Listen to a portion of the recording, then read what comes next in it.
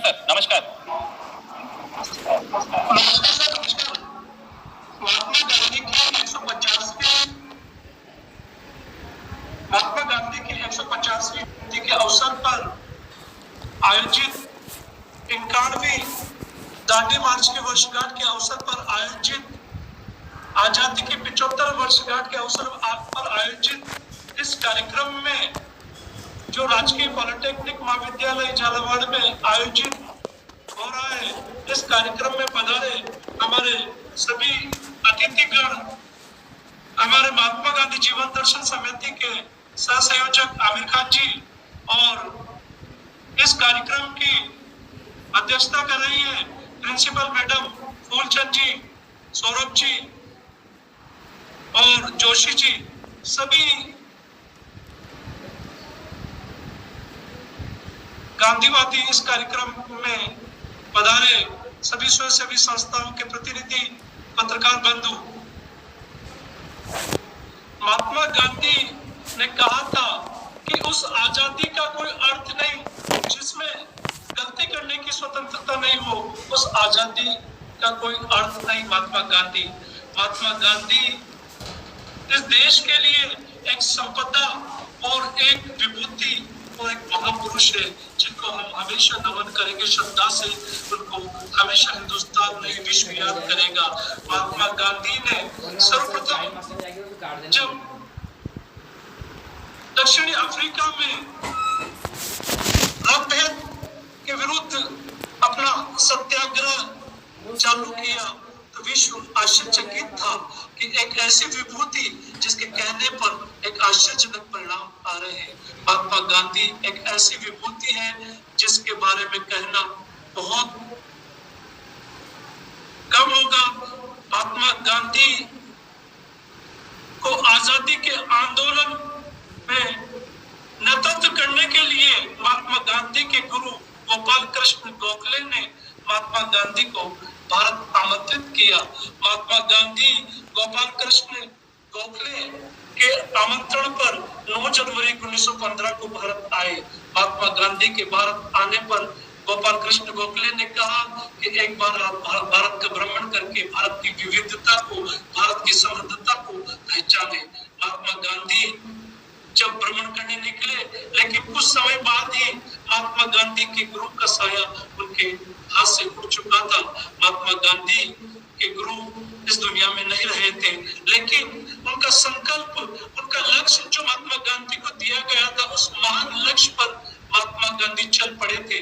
महात्मा गांधी जब 1915 में भारत आए और 1948 तक भारत में विभिन्न कार्यक्रम में सक्रिय रूप से भाग लिए। महात्मा गांधी ने दांडी मार्च से पूर्व कई सत्याग्रह किए, जिसमें महात्मा गांधी ने चंपारण सत्याग्रह, खेड़ा सत्याग्रह, खिलाफत मूवमेंट, असहयोग आंदोलन, कई ऐसे सत्याग्रह किए महात्मा गांधी ने जिनकी अपार सफलता महात्मा गांधी को मिली और महात्मा गांधी ने देशवासियों का एक भरोसा जीता।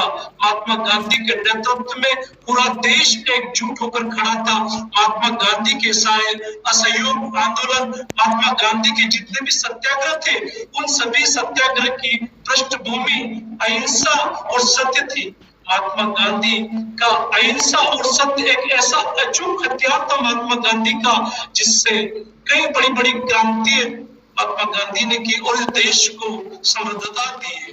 महात्मा गांधी ने जब देखा कि देश में अंग्रेजों द्वारा जो अति आवश्यक वस्तु है नमक, उस पर दंडात्मक कानून लागू किया गया, महात्मा गांधी को ये कानून नागवारा लगा। महात्मा गांधी ने जब अखिल भारतीय कांग्रेस कमेटी के अधिवेशन में एक प्रस्ताव पास किया और उन्होंने इस कानून का घोर विरोध करने का निर्णय लिया। महात्मा गांधी ने 12 मार्च 1931 को साबरमती आश्रम से दांडी तक एक मार्च, और उस मार्च में 78 लोग शामिल हुए। 78 लोग एक असाधारण लोग थे, जिनको सत्याग्रह के लिए महात्मा गांधी ने देश के कोने कोने से बुलाया गया था। जो सत्य और सत्याग्रह के रास्ते पे चलने के लिए इनको महात्मा गांधी ने काफी समय से प्रशिक्षित किया गया था। महात्मा गांधी का जब 12 मार्च को 1930 को साबरमती आश्रम से महात्मा गांधी ने दांडी मार्च निकाला, तो महात्मा गांधी ने इस दांडी मार्च की पृष्ठभूमि थी, एक तरह से यह दांडी मार्च आजादी की यात्रा थी। महात्मा गांधी ने जब दांडी मार्च निकाला तो प्रतिदिन वो 12 मील 19 किलोमीटर तक चलते थे। महात्मा गांधी का मिशन था देश को आजाद कराना, लेकिन इस क्रांति से, महात्मा गांधी की दांडी मार्च से देश के कोने कोने में एक ऊर्जा उत्पन्न हुई और महात्मा गांधी के इस आह्वान पर पूरा देश एकजुट होकर गांधी जी के पीछे खड़ा था और हजारों लोग महात्मा गांधी के साथ इस दांडी मार्च में लगातार प्रतिदिन 24 दिन तक निर्धारित महात्मा गांधी अंग्रेजों के इस कड़े कानून के, दंडात्मक कानून के खिलाफ प्रतिदिन चलते रहे। एक कारवा बनता रहा, सत्य और सत्याग्रह के एक सिद्धांत को लेकर महात्मा गांधी के अनुयायी, महात्मा गांधी के फॉलोवर चलते रहे। वो अंग्रेजों के अत्याचार के सामने नहीं झुके, अंग्रेजों के लगातार अत्याचार सहते गए, लेकिन महात्मा गांधी का अचूक उनको दिया गया जो सिद्धांत दिया गया था, सत्य और सत्याग्रह, उसके पथ पर निरंतर चलते रहे और 24 दिन लगातार चलते रहे और पूरा देश समग्र एक साथ महात्मा गांधी के साथ खड़ा था। और जब महात्मा गांधी 6 अप्रैल को दांडी पहुंचे तो महात्मा गांधी ने एक मुट्ठी भर नमक उठाकर अंग्रेज के इस दंडात्मक कानून को तोड़ा और उस मुट्ठी भर नमक के पीछे महात्मा गांधी का अंग्रेजों को एक संदेश देना था। वो संदेश एक मात्र था कि अंग्रेज अब आपको भारत छोड़ना होगा और हम आपकी गुलामी किसी भी कीमत पर बर्दाश्त नहीं करेंगे। ये संदेश महात्मा गांधी ने दांडी मार्च के समापन और दांडी मार्च के द्वारा इस राष्ट्र को दिया। जब महात्मा गांधी के इस दांडी मार्च से जो इस राष्ट्र को जो ऊर्जा मिली, जो गांव-गांव, ढाणी-ढाणी देश के कोने-कोने में एक क्रांति अंग्रेजों को खिलाफ महात्मा गांधी खड़ी कर चुके थे। आजादी के, भारत राष्ट्र की आजादी के आंदोलन में, भारत राष्ट्र की आजादी के आंदोलन में दांडी मार्च का महत्वपूर्ण योगदान रहा। महात्मा गांधी के इस आंदोलन से देश एकजुट था। अंग्रेज इस आंदोलन से चिंतित थे और महात्मा गांधी ने अंग्रेजों को स्पष्ट संदेश दिया कि हम अंग्रेजों के किसी दंडात्मक कानून में से हिंदुस्तान का कोई भी हिंदुस्तानी दबाव में नहीं आएगा। लेकिन महात्मा गांधी किसी भी तरह विचलित नहीं हुए, उन्होंने अपनी यात्रा निरंतर जारी रखी और अंग्रेजों को कठोर संदेश दिया। महात्मा गांधी की इस दांडी मार्च में जब 24 दिन दांडी मार्च चला, 8000 लोगों को अंग्रेजों ने गिरफ्तार किया। महात्मा गांधी को भी इस दांडी मार्च और नमक कानून बनाया, उसके बाद गिरफ्तार कर लिया गया। लेकिन देश में एक क्रांति का माहौल महात्मा गांधी ने खड़ा कर दिया। ये दांडी मार्च इस देश के लिए एक संपदा है। जैसे हमारे राजस्थान के गांधीवादी मुख्यमंत्री जी ने कहा था 12 मार्च को कि ये दांडी मार्च हमारे लिए एक संपदा है, एसेट्स है इस राष्ट्र के लिए। तो वास्तव में महात्मा गांधी ने जो आजादी का आंदोलन इस देश के लिए एक स्वर्णिम काल था। महात्मा गांधी ने जब भारत राष्ट्र में जो 12,075 दिन जब 1915 में भारत आए और जब आजाद और उनकी मृत्यु तक 48 तक 12,075 दिन भारत में गुजारे, जिसमें 2119 दिन महात्मा गांधी ने अंग्रेजों के इस दंडात्मक कानून के खिलाफ हर जगह सत्याग्रह किया और वो जेल में महात्मा गांधी ने बिताए। लेकिन 2119 दिन बिताने के बाद भी महात्मा गांधी विचलित नहीं हुए। महात्मा गांधी के इन सिद्धांतों को, महात्मा गांधी के इन आदर्शों को आज हमें आत्मसात करने की आवश्यकता है। हम सभी के लिए गर्व की बात है कि एक ऐसी उन्नति इस भारत राष्ट्र में हुई है। ये हमारे लिए पूरे गर्व की बात है, इस विश्व के लिए गर्व की बात है। महात्मा गांधी के सिद्धांतों को जन जन तक पहुंचाने की आवश्यकता है। महात्मा गांधी अतिथि नहीं, महात्मा गांधी वर्तमान भी है, महात्मा गांधी भविष्य भी है, इस आज भी प्रासंगिक है।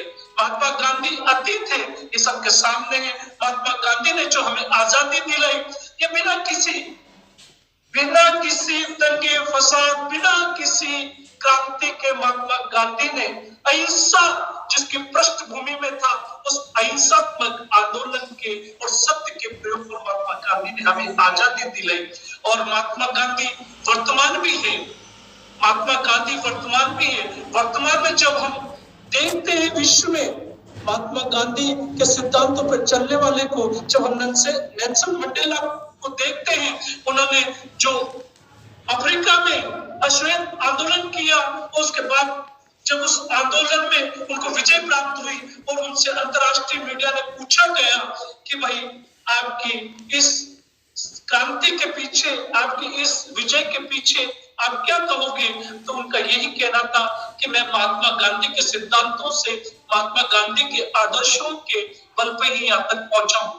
जब दलाई लामा को विश्व का शांति नोबेल पुरस्कार मिला, जब उनसे पूछा गया कि आपको विश्व का शांति नोबेल पुरस्कार किन के आदर्शों पे, किन के सिद्धांतों पर चलने पर मिला, तो दलाई लामा ने जब विश्व के मीडिया से जब वो सम्मुख हुए, विश्व बिरादरी से सम्मुख हुए, तो उन्होंने कहा कि मुझे गांधी जी के सिद्धांतों पर, गांधी जी के आदर्शों पर चलकर मैं आज यहाँ तक पहुंचा।